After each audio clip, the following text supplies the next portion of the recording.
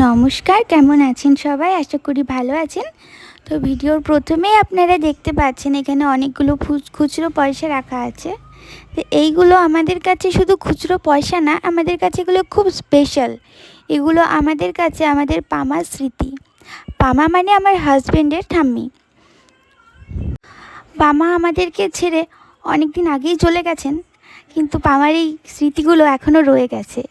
পামার এই ঘরটা ভাঙা হয়েছিল না, অনেক বছর ধরেই ঠিক এইভাবেই ছিল, কিন্তু আজকে বাবার কি যেন মনে হলো ঘরটা ভেঙেই দেখি কি আছে এর মধ্যে। তো আমরা এগুলো ভাঙলাম, আর এর মধ্যে অনেক খুচরো পয়সা ছিল। তার মধ্যে দেখুন কত আগেকার পুরনো পয়সা, যেগুলো আমাদের এখন আর চলে না। নতুন পুরনো অনেক পয়সাই এর মধ্যে ছিল, কিন্তু কোনোটাই আমরা খরচ করিনি। এগুলো আবারও রেখে দিয়েছি যত্ন করে। এইটা পামা। আমার বিয়ের আগেই পামা আমাদের সবাইকে ছেড়ে চলে গেছেন। আমার তার সঙ্গে কোনো দিন দেখা হয়নি, কিন্তু জানি সব সময় পামার আশীর্বাদের হাত আমাদের মাথার উপরে রয়েছে। পামা যেখানেই থাকুক ভালো থাকুক, এটাই কামনা করি।